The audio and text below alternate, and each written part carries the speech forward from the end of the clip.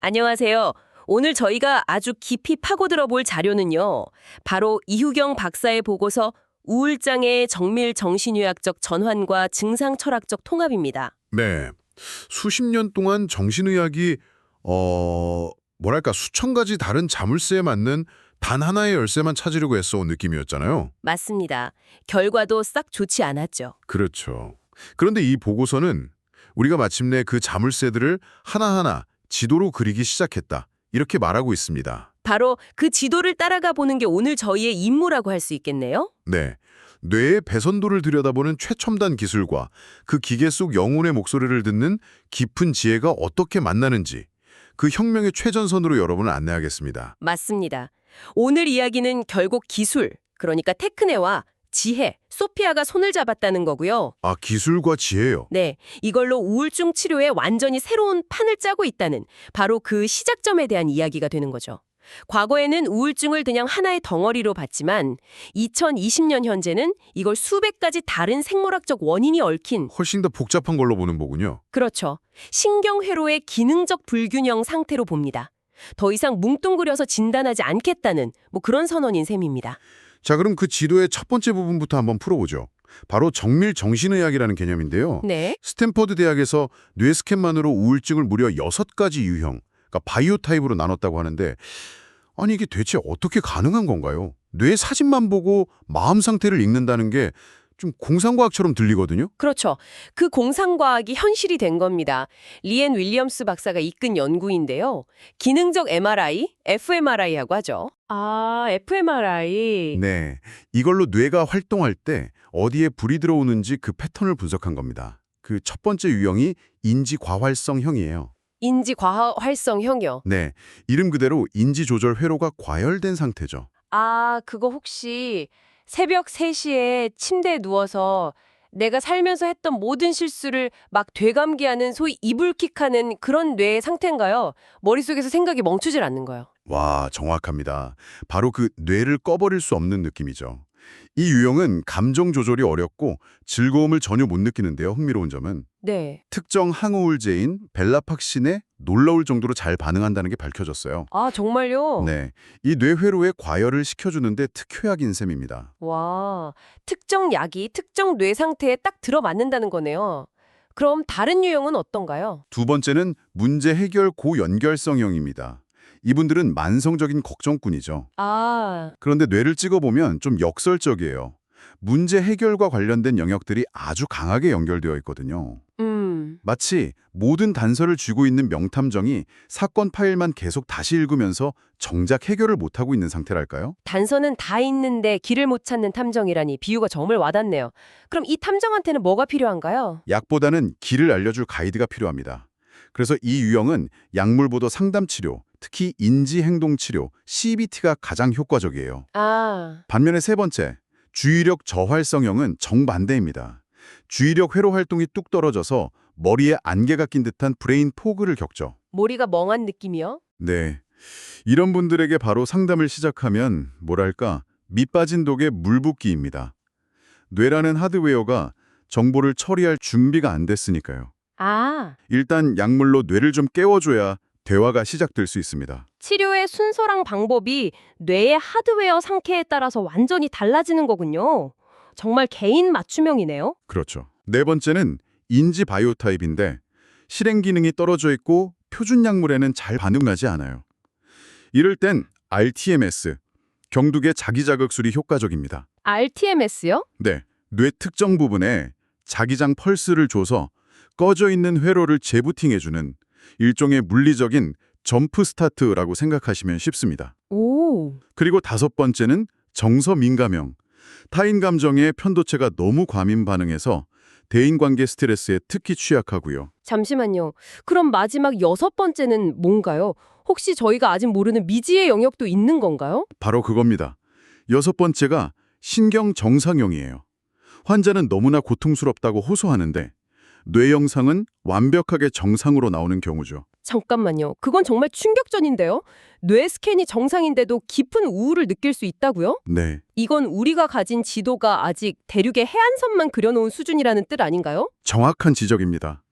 우리의 최첨단 기술로도 아직 보지 못하는 마음의 영역이 있다는 강력한 증거죠. 와, 그래서 이 분류의 핵심은 단순히 유형을 나누는 걸 넘어서 치료 성공률을 현재 30% 수준에서 2배 이상 끌어올릴 잠재력이 있습니다. 더 이상 어림짐작으로 약을 처방하는 게 아니라 뇌 회로도에 맞춰서 정밀하게 수리하는 시대가 열린 겁니다. 이렇다면 이런 접근이 우리가 흔히 알던 조현병이나 양극성 장애 같은 다른 진단명들에는 어떤 영향을 미치나요? 혹시 이 경계도 좀 허물어지고 있나요? 바로 그 지점을 파고든 것이 비스닙 컨소시엄 연구입니다. 이 연구는 우리가 100년 넘게 써온 조현병, 양극성 장애 같은 진단명이 네. 실제 환자의 뇌생물학적 상태와는 거의 관련이 없을 수 있다는, 어찌 보면 굉장히 이단적인 결과를 보여줍니다. 진단명이 실제 뇌 상태랑 관련이 없다니요? 그럼 저희가 지금까지 뭘 보고 진단한 거죠? 증상의 겉모습만 보고 판단해왔던 거죠. 비스닙 연구는 인지기능이나 뇌파 같은 생물학적 지표들로 환자들을 다시 묶어봤습니다. 그랬더니 3가지 새로운 바이오타입이 나타났어요. 새로운 유형이요? 네, 신경 저하형, 신경 무질서형, 그리고 회복 탄력성이 높은 유형, 이렇게요. 가장 놀라운 건 이 3그룹 안에 조현병, 양극성 장애, 우울증 환자들이 모두 뒤섞여 있었다는 사실입니다. 아, 그러니까 겉으로 보이는 병명과 상관없이 뇌의 실제 작동 방식에 따라 환자들이 완전히 새롭게 재편성된다는 거군요. 맞습니다. 이게 시사하는 바가 정말 큽니다. 어떤 우울증 환자가 급심한 무기력을 느낀다면 그건 단순히 증상이 심해서가 아니라 그 환자의 뇌가 애초에 신경 저하형이라는 생물학적 그룹에 속해 있기 때문일 수 있다는 거죠. 와, 병명이 아니라 뇌의 운영체제, OS가 더 중요하다는 정신의학의 근본을 뒤흔드는 패러다임 전환입니다. 알겠습니다. 지금까지 뇌라는 이 복잡한 컴퓨터의 여러 가지 하드웨어 사양에 대해 이야기한 셈이네요. 그렇죠. 없이는 아무 의미가 없잖아요. 이 하드웨어 위에서 돌아가는 경험, 그 소프트웨어는 대체 뭘까요? 바로 여기서 이유경 박사의 증상 철학이 등장하는 것 같습니다. 네, 정확한 연결입니다. 이 박사의 핵심 개념은 에너지 울혈이에요.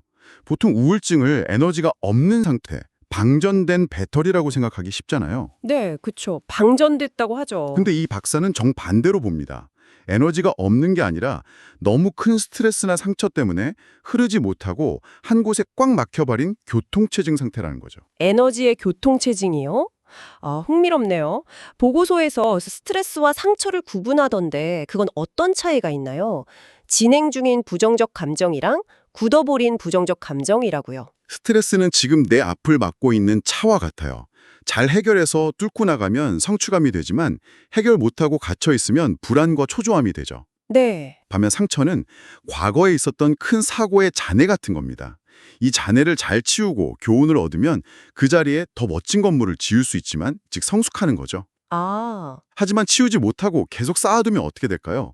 결국 뇌는 그 지역 전체를 폐쇄하고 외부 자극을 차단하는 스위치를 내려버립니다. 그게 바로 에너지 울혈, 즉 우울 상태라는 겁니다. 그렇다면 인생의 시기마다 겪는 우울이라는 교통체증의 원인도 다 다르겠네요. 물론입니다. 보고서의 사례를 보죠. 파산 후에 우울을 겪는 중년 남성은 단순히 돈을 잃어서 슬픈 게 아니에요. 필존적 고통이죠. 갱년기 여성의 우울은 또 다릅니다. 이건 노화가 아니라 엄마, 아내라는 역할의 옷이 더는 맞지 않으니 이제 진정한 나라는 새 옷을 찾아 입으라는 존재의 신호일 수 있습니다. 아, 그렇군요. 청년들의 학습된 무기력은 또 다르고요. 어릴 때부터 쇠사슬에 묶여있던 코끼리가 다 커서도 쇠사슬을 끊을 수 없다고 믿는 것처럼 반복된 실패에 시도조차 포기한 상태입니다. 이 코끼리에게는 먼저 영양제, 즉 약물을 줘서 기운을 차리게 한 뒤에 너는 이 쇠사슬을 끊을 힘이 있다는 걸 알려주는 작업이 함께 필요합니다. 뇌회로라는 하드웨어 이야기에서 갑자기 프랑스 정신분석가 라캉이 등장하는 건 좀 의외인데요. 보고서가 이 둘을 어떻게 연결하나요? 라캉이 말한 우울증은 도덕적 나태라는 말은 정말 강렬하게 들리거든요. 표면적으로는 정말 기이한 조합처럼 보이죠. 21세기 뇌과학이랑 20세기 정신분석의 만남이니까요. 라캉이의 우울증은 단순히 슬픈 감정이 아닙니다. 그럼 뭔가요? 내가 왜 고통스러운지, 그 무의식적 진실을 마주하기를 거부하고 고통 속에 주저앉아 버리는 상태, 즉 자신의 고통에 의미를 부여할 의무를 저버린 도덕적 나태라는 겁니다. 와, 그리고 이게 현대사회 중독 문제와 기가 막히게 연결됩니다. 중독이 우울과 관련이 있다고요? 이유경 박사는 중독을 가장된 우울이라고 부릅니다. 중독자는 쾌락을 쫓는 것처럼 보이지만 사실 그게 아니에요. 아니라고요? 네, 쾌락을 넘어선 고통스러운 전율, 라캉의 용어로는 주의상스를 반복해서 추구하는 겁니다. 주의상스요? 그건 우리가 흔히 아는 즐거움과는 다른 건가요? 왠지 단어부터가 좀 섬뜩한데요? 전혀 다릅니다. 혹시 상처에 난 딱지 떼어본 적 있으세요? 아프고 덧날 걸 알면서도 그 특정 부위를 건드릴 때 이상하고 짜릿한 쾌감 때문에 멈출 수가 없잖아요. 아, 네, 뭔지 알 것 같아요. 주의상스가 바로 그런 겁니다. 나를 파괴하는 행위에서 오는 끔찍한 만족감이죠. 치료의 목표는 이 파괴적인 딱지 떼기 에너지를 그림을 그리거나 글을 쓰는 것처럼 창조적인 활동으로 전환시키는 겁니다. 아, 즉, 나를 괴롭히던 증상, 심톰을 나를 지탱해주는 나만의 매듭, 센텀으로 바꾸는 작업이죠. 알겠습니다. 뇌회로도 에너지 교통체증, 파괴적인 쾌감까지 정말 많은 조각들이 나왔는데요. 실제 치료 현장에서 이 조각들을 어떻게 하나로 맞추나요? 2026년의 정신과 의사는 뇌과학자이면서 동시에 철학자여야 할 것 같은데요. 둘 다여야 하죠. 보고서는 2026년형 통합치료 프로토콜을 4단계로 제시합니다. 만약 환자 한 분이 이 과정을 거친다고 상상해보죠. 첫 단계는 정밀 진단입니다. 정밀 진단. 네, fMRI로 뇌의 하드웨어, 즉 바이오 타입을 파악하는 동시에 상담을 통해 그 증상이라는 소프트웨어가 환자에게 보내는 무의식적 메시지를 읽어냅니다. 하드웨어와 소프트웨어를 동시에 점검하는 거군요. 그렇죠. 2단계는 신경 조절입니다. rTMS나 신약으로 뇌회로의 물리적인 문제를 직접 해결해서 일단 생각하고 느낄 수 있는 최소한의 에너지를 확보합니다. 하드웨어를 먼저 안정시키는 거죠. 네. 뇌가 준비되면 3단계, 주체 재구성으로 넘어갑니다. 정신분석적 대화를 통해 파괴적인 주의상스를 창조적인 신톰으로 전환시키는, 즉 소프트웨어를 재코딩하는 과정입니다. 소프트웨어를 재코딩한다. 네. 그리고 마지막 4단계는 의미 재건이에요. 증상이 없어진 상태를 넘어서 명상이나 공동체 활동 등을 통해 삶의 의미를 다시 세우고 존재의 기쁨을 회복하는 단계죠. 이 모델이 특히 중독 치료에 혁신적이라는 말이 있던데 그건 어떤 점에서 그런가요? 바로 기술과 철학의 만남이 가장 빛을 발하는 지점이기 때문입니다. AI가 환자의 스마트폰 사용 패턴 같은 데이터를 분석해서요. 환자 본인도 모르는 재발 징후를 80% 이상의 정확도로 예측합니다. 문제를 일으키는 스마트폰이 오히려 조기 경보 시스템이 된다는 거네요. 바로 그겁니다. 그럼 의사는 디지털 앱을 통해 즉시 개입하는 동시에 환자에게 이렇게 묻는 거죠. 뭐라고 묻나요? AI가 당신이 다시 그 행동을 하려 한다고 신호를 보내왔습니다. 지금 당신은 어떤 고통에서 도망치기 위해 그 중독 뒤에 숨으려고 합니까? 와, 기술적 개입이랑 실존적 질문이 동시에 들어가는 거네요. 맞습니다. 의존의 문제를 단순히 의지의 문제로만 보지 않는 거죠. 정말 대단하네요. 보고서에서 우리 사회를 도파민 과잉 사회라고 지적하는데요. 이게 결국 공허함을 낳는다는 건 어떤 의미일까요? 저만 해도 잠들기 전에 의미 없이 SNS를 계속 넘겨볼 때가 있거든요. 바로 그겁니다. 그게 우리가 느끼는 공허함의 뇌과학적 실체죠. 이우경 박사는 우울의 시대는 가고 중독의 시대가 왔다고 말하는데요. 아, 끊임없는 자극에 뇌의 도파민 수용체가 닳아 없어져서 뭐라도 즐겁지 않은 뇌의 연료가 바닥난 상태라는 겁니다. 하지만 2026년의 통찰은 이 공허를 단순히 채워야 할 결핍으로 보지 않습니다. 그럼 어떻게 보나요? 나쁜 게 아니라면요? 오히려 새로운 것을 담을 수 있는 가능성의 공간, 비어있을 공으로 전환할 수 있다고 말합니다. 라캉의 관점에서 이 공허함은 우리가 남들의 좋아요를 좇는 것에서 벗어나 나만의 진짜 욕망을 발견할 수 있는 출발점이 됩니다. 아, 결국 2026년 정신학의 목표는 이것입니다. 자극을 쫓는 도파민의 노예에서 자신의 고통에 스스로 이름을 붙이고 의미를 부여하는 까다로운 주체로 거듭나게 돕는 것. 오늘 긴 이야기를 한번 정리해 보겠습니다. 우울증 치료는 뇌회로를 정밀하게 고치는 기술적 정교함, 테크네와 네, 내 삶의 고통이 무엇을 말하려 하는지 묻는 인간적 깊이, 소피아가 만나는 지점에 도달했다는 걸 알 수 있었습니다. 어쩌면 우리가 겪는 고통스러운 증상은 없애야 할 버그가 아니라 우리가 앞으로 어떻게 살아야 하는지 알려주는 가장 정직한 신호일지도 모르겠습니다. 맞습니다. 성경 욥기에는 벼랑 끝에 몰려도 길은 있다는 구절이 있죠. 놀랍게도 오늘 우리가 살펴본 최첨단 뇌과학이 이 오래된 지혜를 바이오타입이라는 과학의 언어로 다시 증명하고 있는 셈입니다. 아, 뇌의 상태에 따라 저마다 다른 길이 있다는 것을요? 네.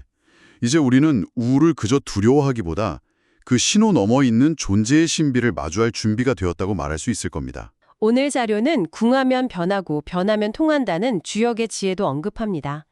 지금 여러분을 힘들게 하는 어떤 정체 상태나 어려움이 있다면 그것을 끝이나 실패라고 여기기보다 여러분의 고유한 뇌와 마음이 새로운 변화와 돌파를 위해 보내는 신호로 다시 해석해 볼 수 있지 않을까요?